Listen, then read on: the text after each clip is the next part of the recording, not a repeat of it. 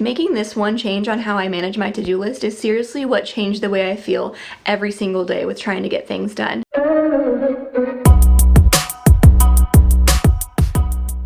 Hello everyone and welcome. In this video, I'm sharing my method for how to make a successful to-do list and keep it up so that you can feel on top of your tasks and organized, and most importantly, end your days not feeling like you didn't get enough done and not feeling overwhelmed anymore. Let's get into those 5 steps to get your list going. Step number 1 to making your successful to-do list is to figure out what actual thing you're going to keep your to-do list in. Are you more of a digital computer phone person, or do you find value in handwriting things? I personally feel better about writing things by hand. There's just something about it. And I choose to use this little planner called the Day Timer.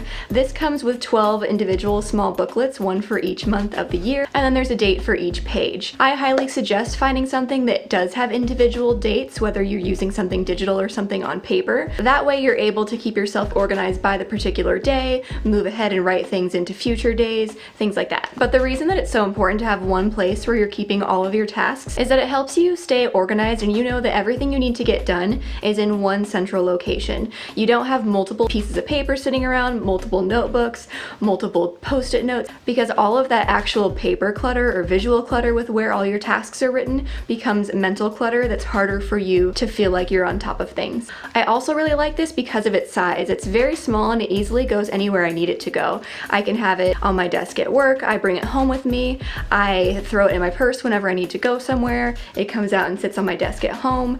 And I love having this with me all the time because as soon as something pops in my head, I'm able to flip it open, write it down really quick, and then it's not in my head anymore. It's out and I don't need to worry about trying to remember it later. Step number 2, if you are just getting started with making a to-do list that you're going to maintain, is to just write down all of your tasks that you need to get done that you have floating around in your head. Just do kind of a brain dump. I use my to-do list for both work tasks and personal and home tasks. So what I'll do is I'll write my work tasks from the top down on the page, and then my home tasks or personal things from the bottom up. That way it creates a split, but I still know that anything I need to get done that day is in one place.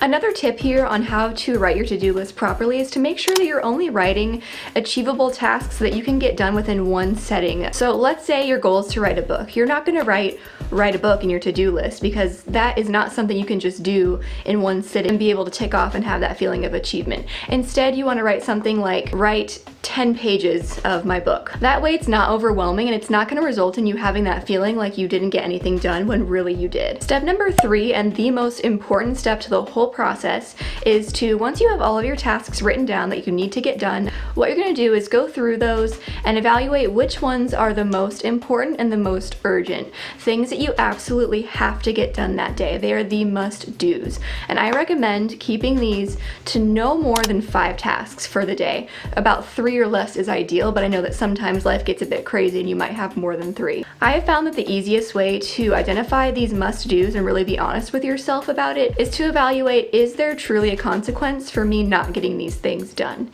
When you ask yourself that question and the answer is yes, that's when you know that it has to be there and you've got to put that star or whatever little symbol you want next to it. Once you've got those items identified, you're then going to prioritize them with numbers 1, 2, 3, 4, 5, or however many tasks that you have. 5 or less, of course. The most important and urgent one is going to get the number 1, and then number 2, and so on. And then when it comes time to actually get going for the day and get your stuff done, number 1 is what you're going to do first, number 2 you're going to do that second, and so on. Making this one change on how I manage my to-do list is seriously what changed the way I feel every single day with trying to get things done.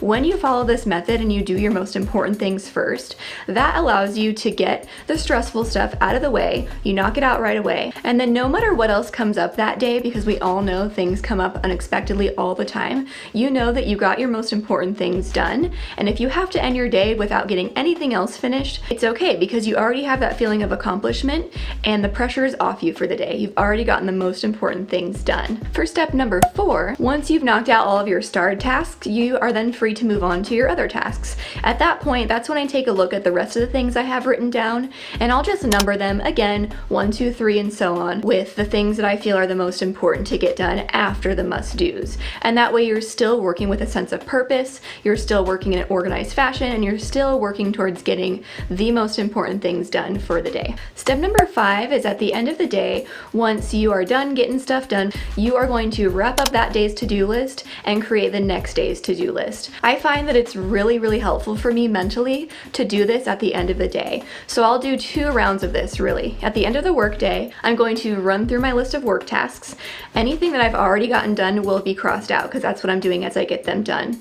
Let me know in the comments, are you a cross-outer or a checker-offer? I am specifically a crossing out kind of person. I just find that it's much more satisfying to almost like eliminate it with the line. So for anything that's left and still not done, you're going to just draw a little arrow next to it, and that signifies that you're moving it over to the next day or to the day that you know you're going to have time for it. Basically, don't move things over to the next day if you know that there's no way you're going to actually get them done that day. Move them to a day where there is a realistic possibility of getting them done. Now, this does a few things that I find are really beneficial. One, it just cleans up your to-do list on a daily basis so that you're getting rid of all the junk and the clutter, and you're compressing it down to a refreshed version of what you need to accomplish for the next day.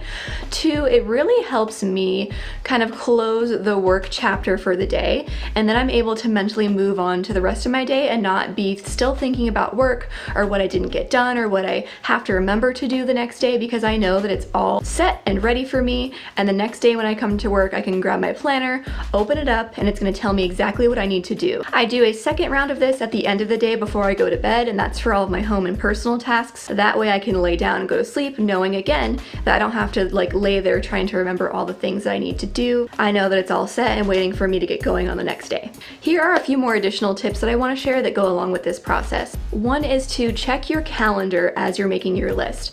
As a default, always check what's coming up the next day so you can mentally prepare for what appointments or meetings or anything that you have. Even better though, look ahead to 2 days from now. Let's say you look through your calendar and you know that 2 days from now you're going to need to lead a meeting. That way you know that tomorrow's the day you need to prepare for that. That way you're all set and you're not waiting till the day of, because again, you never know what's going to happen on that actual day and you might not have time. Some things might come up that don't allow you to put that time into preparing, and then you're going into it unprepared and stressed out. Another one, and this is somewhere I've been many times, you find yourself writing your little arrows and moving tasks over to the next day over and over again, sometimes to the point where something has literally been on your to-do list for like 3 weeks at a time. At that point, you have to ask yourself, why do you keep moving it over?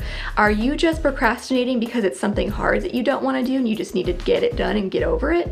Is it something that maybe you don't need to be the person to do it and you could actually delegate it? Another thing I like to do is once I complete a task that's something that is recurring, then I'll go into my day timer and write it down on whatever date I'm going to need to do it again. Maybe you know that your rent is due on the 5th of every month, so you're going to pay it by the 3rd. So it's the 3rd of the month, you pay your rent, great, you cross that off, and now you're going to go into your to-do list or your notebook or whatever you're using, go to the 3rd of the next month and write down pay rent. This is just a simple way to help me not forget things, and you could obviously set reminders or digital ways of doing this too. Either way is fine, I just prefer handwriting things. I have tried a lot of different ways to try to stay on top of things, and this method is what has worked best for me and what I've now stuck with for years. I really hope this helps you feel like you're organized and on top of things, but most importantly that you don't feel overwhelmed anymore with all the things that you need to get done, because that is a feeling that we feel way too often and we really don't need to. Thank you so much for stopping by to watch this video today. Please give it a thumbs up if you liked it, and go ahead and subscribe by hitting that red button below. Have a great day everyone, and I will see you next time.